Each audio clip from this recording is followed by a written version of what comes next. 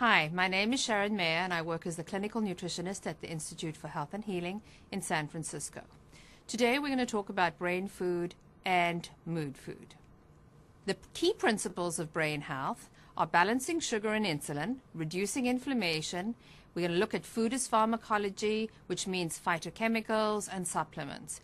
The exercise, reducing stress and sleep are not things we're going to cover today, but they're very much in part and parcel of brain health.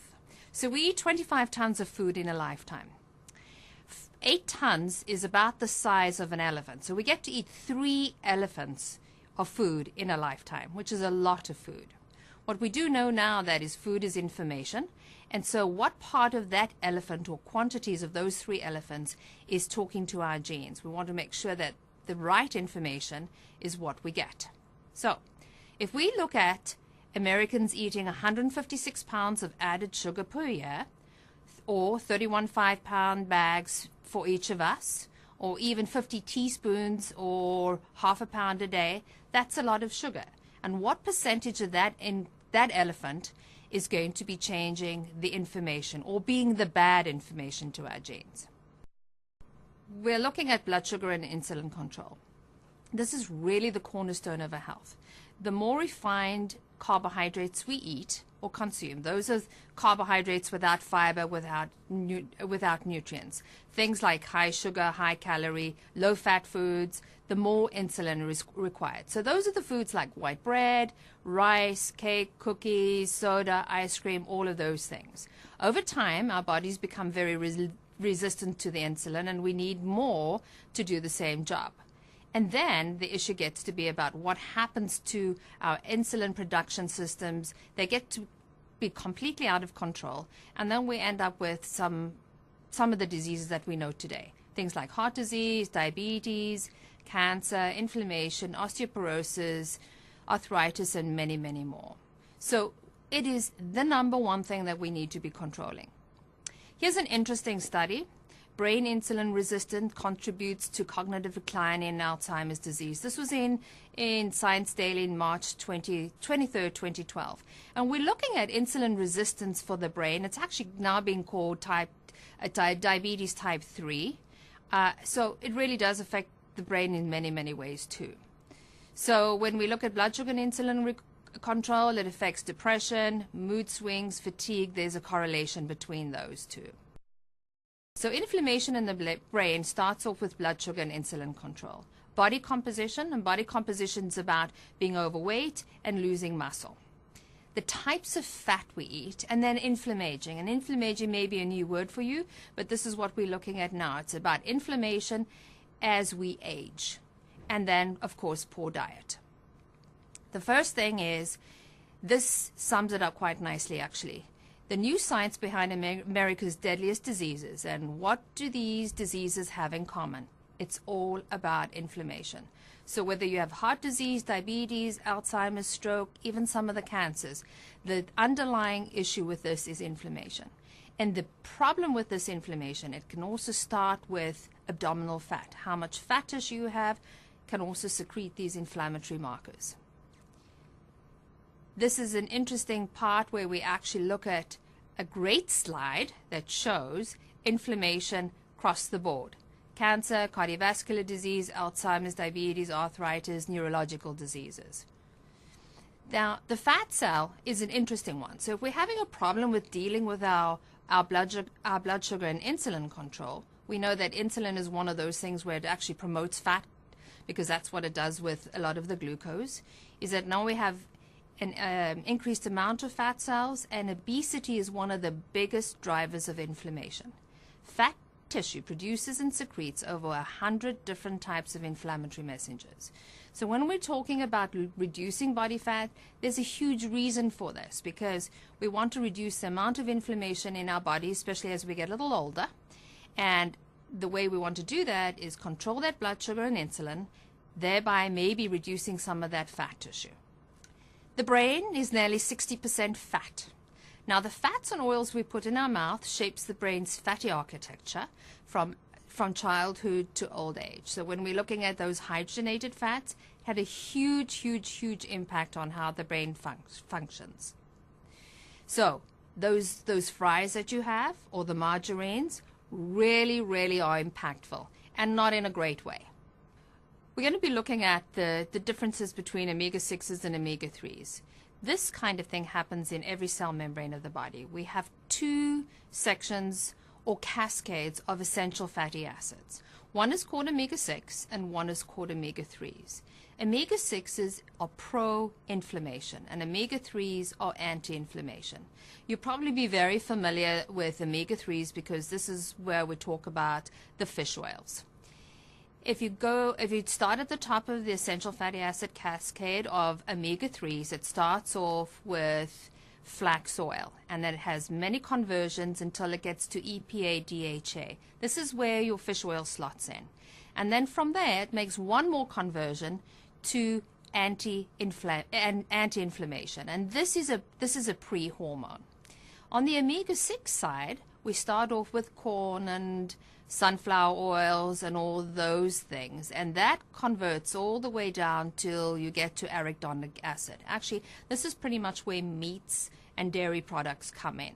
And from arachidonic acid, there's one more conversion, and that makes pro-inflammation. So we do need to have some inflammation, but it's really the balance between omega-6s and omega-3s. And a real good ratio between them would be something like 1:1, or even up as far as 5:1. This is a really interesting part. If you have a look at the U.S. population, we're looking at arachidonic acid. That is a 22:1 ratio. The little ARs in red, that means arachidonic acid, and you can see very little on the EPA. If you have a look at rural Japanese eaters, it's a 1:1 ratio. Really good colorful blues and reds, you can see that quite clearly. And then if you look at Greenland Eskimos, their diet is predominantly going to be blubber and lots of fish and whale and seal. And theirs is a 1:9 ratio. So really, really, really good, healthy amount of omega-3s with their diet. Now, interestingly enough, this is what shows the reasons for eating really healthy organic foods. The ratio for this would be anywhere between 1:1, and again, 2:1, even up to 5:1. So it starts off with grass-fed beef. The free-range grass-fed beef would be something like 1:1, 3:1 of omega-6s to omega-3s. And then across on that is corn-fed beef. And that's 10:1 to 20:1. So you can see a huge amount of inflammation around that.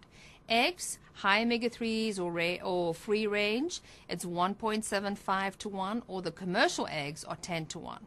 So if you go through the list and have a look at all the unhealthy choices, so imagine something like having a piece of steak, corn-fed, and commercial eggs, 10:1, and then you had a little salad with maybe a bit of corn oil. That would be a hugely inflammatory meal and probably last a couple of hours, if not 10 hours, that would be promoting inflammation. So you really want to be looking at the foods on the healthy sides. So this is more really about animals that have been well fed. So when they've been well fed, when you get to eat them or their products, then that can increase your inflammatory process or actually reduce it too. The next thing we're going to be looking at is inflammation through the gut. We have many food reactions. Lots of people have problems with them. But probably the most important thing to look at is the IgG. This is the most common, and it's normally from dairy, gluten, soy. Some people have problems with eggs and citrus.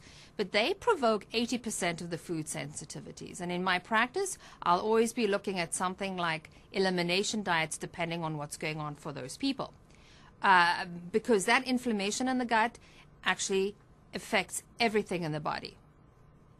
Next thing we look at is something called NF-kappa B. So NF-kappa B is the master switch for inflammation. We never want to switch it off, but we want to modulate it. It's involved in changing and activating over 400 genes in the body. What we've seen with NF-kappa B and aging is definitely an increase there. So there are enormous amounts of foods that can actually modulate the NF-kappa B's function. So food is pharmacology and brain food. We get to look at the anti-inflammatories for NF-kappa B. Turmeric and curcumin is probably the most studied of all the spices, but there's a list of spices that also reduce inflammation. So anything from black pepper, that common old garden old black pepper we have on the table, huge, huge, huge impact. The pepperine in there is the phytochemical that makes a huge difference with that. Herbs, things like basil or parsley or even mint can change the volume of that NF-kappa B. So just reducing the inflammation somewhat. Nuts and seeds, huge. So you're probably doing some really good things in your diet. It's just about increasing the spices. And if you've had spices in your cupboard or for 6 months, it's really time to throw them out and replace them. But turmeric is definitely something that I would encourage you to have at least 2 to 5 times in a week, and we can talk a little bit about what you can do with that later. Fats, huge. Remember, the brain is predominantly fat, so we want to make sure that the fats that we eat are going to be a lot healthier fats. So avocados, cold water fish, nuts, and nut butters. And on the oil side, olive oil, flax oil, and coconut oil. Coconut oil is the best. Nut oils, there's a bunch of them these days. Walnut, hazel, macadamia, there's hemp, there's avocado oils. But getting back to the coconut oil, this is maybe something you want to be concentrating on. It's antimicrobial, it's antiviral, it helps with weight loss. It promotes really healthy HDLs, reduces LDLs. It's great for the brain. There's a great YouTube sections on coconut oil, and I suggest that you look them up when you've got some time. But it gives you some great information about coconut oil and some marvelous curative factors with that. Eggs. Now, eggs have been the issue for many people for many years, but what we know now is that eggs don't raise cholesterol. There were great studies that have come out of Harvard and Stanford, and eggs are really the best protein you can start the day off with. High amounts of DHA, and remember we said DHA is really good for the brain. It also has lutein and zeaxanthin in them. Now, these are the phytochemicals that most of you will know because this is for your eyes, and especially if you're going through macular degeneration. This is great for you for that. Choline is really amazing for cell membranes and cell signaling. And acetylcholine is also a marvelous neurotransmitter. So these are things that you get from that egg yolk. So don't be shy about eating the egg yolk. You need the lecithin that's in there to break down the amino acids, the egg white. Selenium is really good for the immune system, and it helps you feel full. So it's great for weight loss too.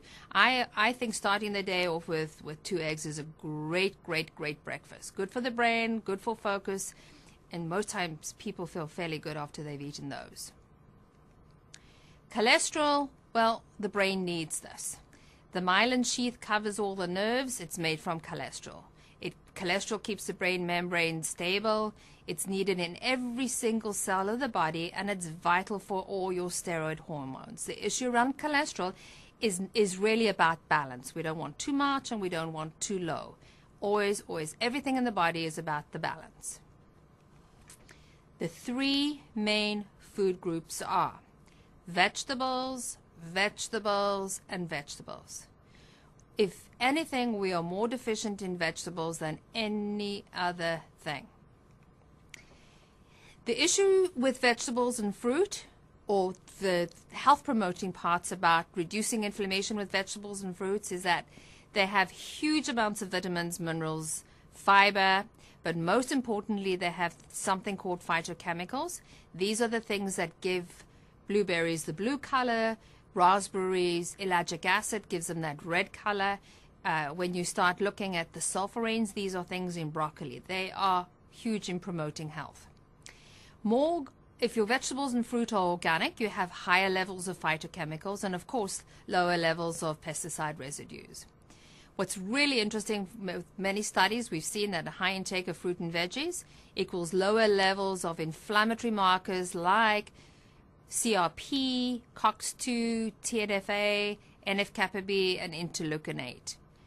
Amazing, amazing. I can't stress enough, eating more vegetables is an absolute necessity. A 9 to 13 servings a day would be great. I know it's a lot, but we can find and talk about some ways of actually getting them into your diet on a daily basis.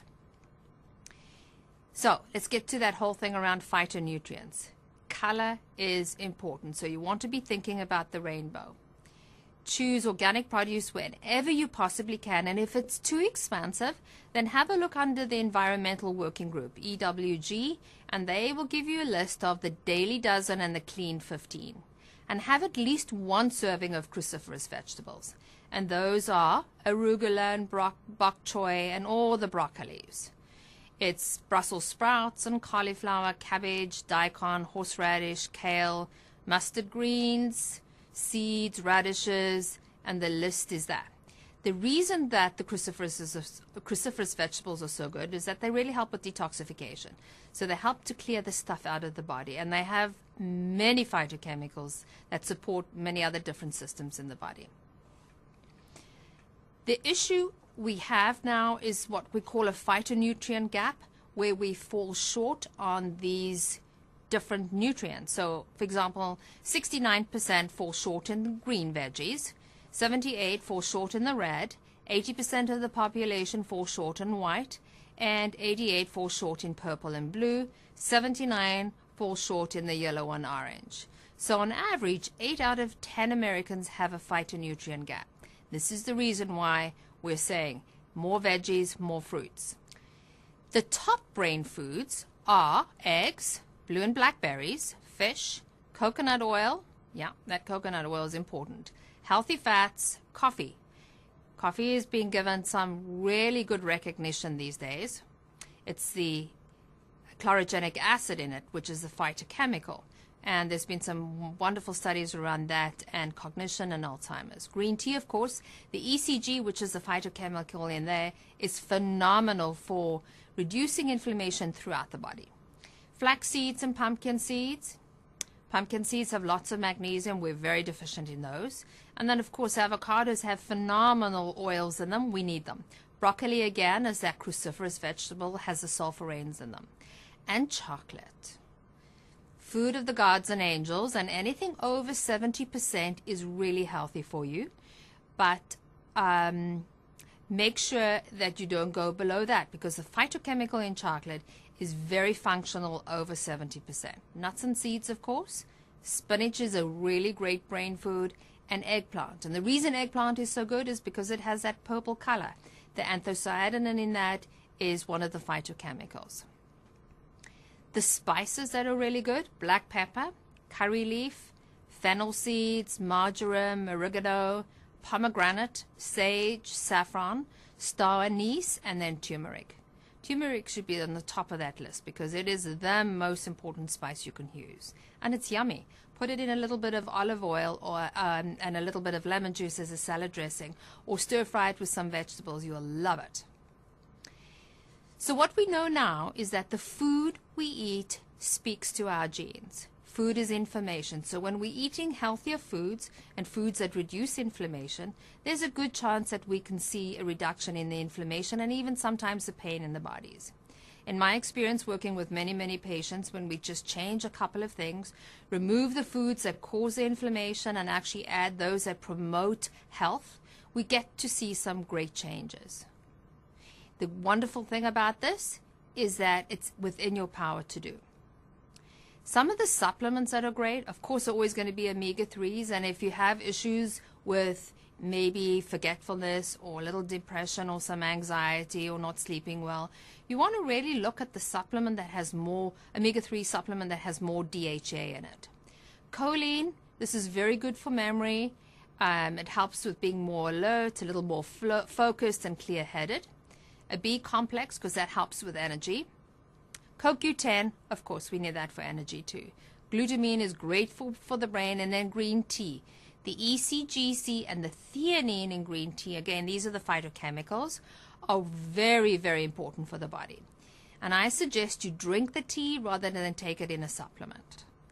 Phosphatidylserine, PS, this is from lecithin. It's an exceptionally expensive supplement, but if you feel you need it, then that would be a really good choice.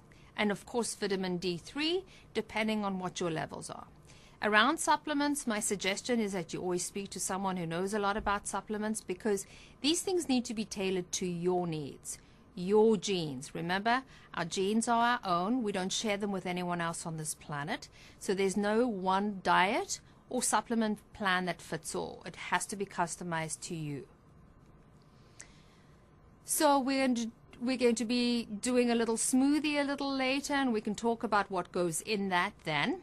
But some of the top brain foods have been included in that, things like the nut oils, the coconut oils, the spinach. And this is a great way to get those greens. Remember, we were talking about 9 to 13 servings in a day, which is about anywhere between a half to a cup is a serving. So 2 cups of spinach in a smoothie, or some kale, some chard. Wonderful way to start getting those veggies in. So one of the things that we know is that the foods we eat, the types of food we consume, and how we control blood sugar can make a huge difference to how you're feeling. Whether depression is an issue, or whether you have some anxiety or you have some fatigue, blood sugar should be the top thing that you concentrate on. And how you do that is you look at having breakfast, a snack, lunch, a snack, and dinner. And look at all the foods that we've discussed and try and include those in those 6 meals in the day. That's going to make that the outcome for that will be huge. And if you need any more information, please contact us at the Institute for Health and Healing. And thank you so much for attending this webinar.